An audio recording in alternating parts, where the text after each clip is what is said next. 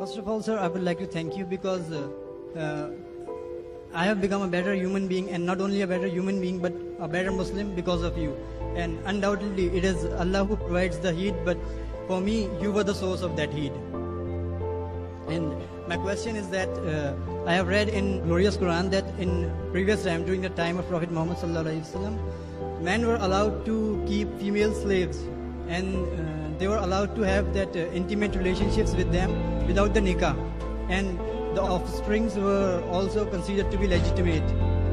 So, I mean, wasn't it any kind of degradation of the honor of the women?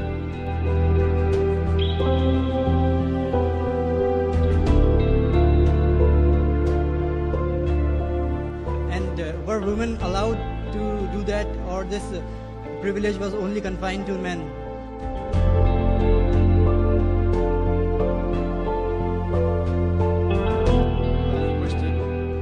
That at the time of the Prophet, there were women who were slave women, and you were allowed to have sex with them even without marrying. So why was it allowed? What is the privilege? And is the vice versa permitted or not? There are many verses in the Quran which say that you can have sex with whom those are your wife and what your right hand possesses. Right hand possesses means they were the slaves, and at the time of the Prophet, the wars used to take place, and when wars used to take place, they were captives. When they were captive from both the sides, the men and the women, they became slaves. Though if you analyze, there are verses in the Quran, which also says in Surah Nisa chapter number 4, verse number 25, if you do not have the means to get married, then marry a slave woman and give her freedom in mahar.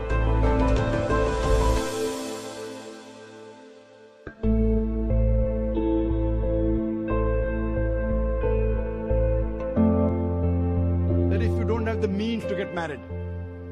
So marry a slave woman and give her freedom as mahar. So here it's encouraging that although the slavery has been abolished. Brother, you asked a question. The question is over. It is correlated actually. You cannot go in anything. You have to go behind the queue to correlate. You asked the question, we heard your question, it was long.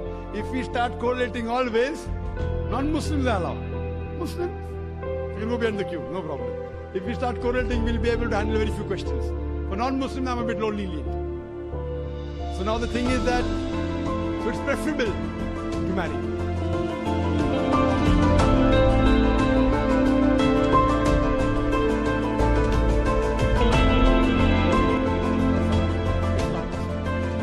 It is only for the female women slaves that the man can have sex.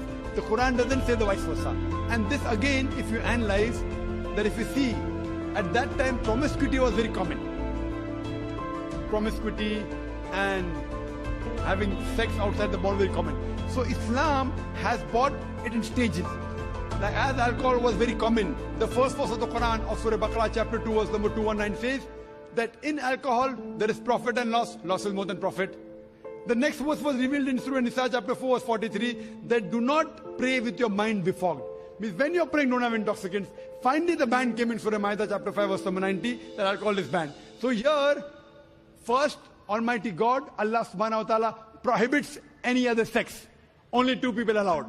Your wives and that which your right hand possesses.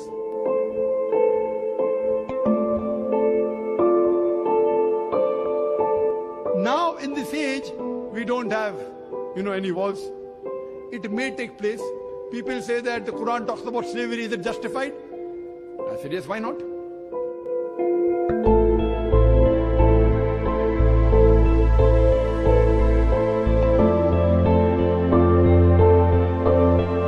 know why? Because today we know that internationally slavery has been banned. But do you know what's happening in Guantanamo Bay? Due to the laws of UN resolution, how they treat the prisoners of war. If you compare that with the Islamic law is far superior to what's happening in Guantanamo Bay.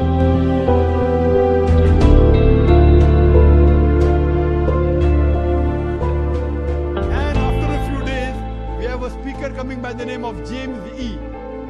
He's a Chinese, and he was put in Guantanamo Bay. he will give you a story. So do attend that talk. So if you see what is done in Guantanamo Bay and the way the prisoners of war are ill-treated, they're imprisoned. In the Islamic law, the slave is free to move around. Imagine, prisoner of war, but free to move around. Great.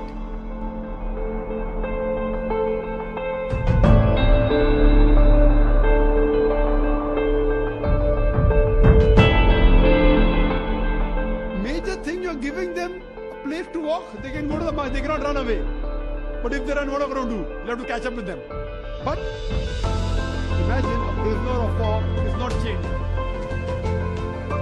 In the normal prisoner of war, you have prison camps with electric wires, they can't go out.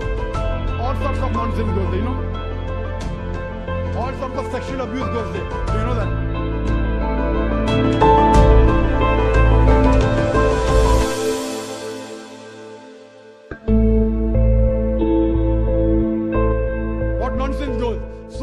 Islamic law, even if I agree, how they treat the slave is far superior than the UN Charter, far superior than Guantanamo Bay.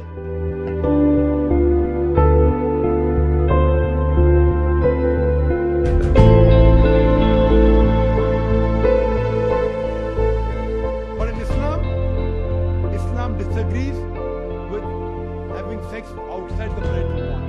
So just the restriction it was permitted that time, what your right possesses. But preferable is, as it goes further, that give their freedom in marriage and have sex with them.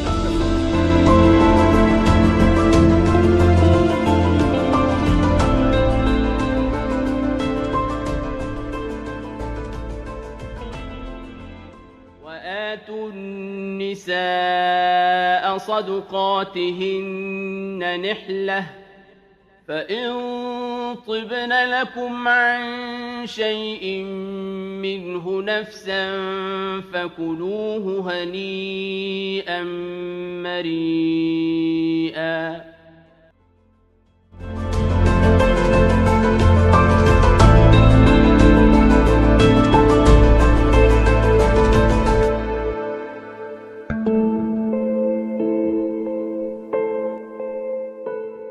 ومن لم يستطع منكم طولا أن ينكح المحصنات المؤمنات فمما ملكت أيمانكم من فتياتكم المؤمنات والله أعلم بإيمانكم بعضكم من بعض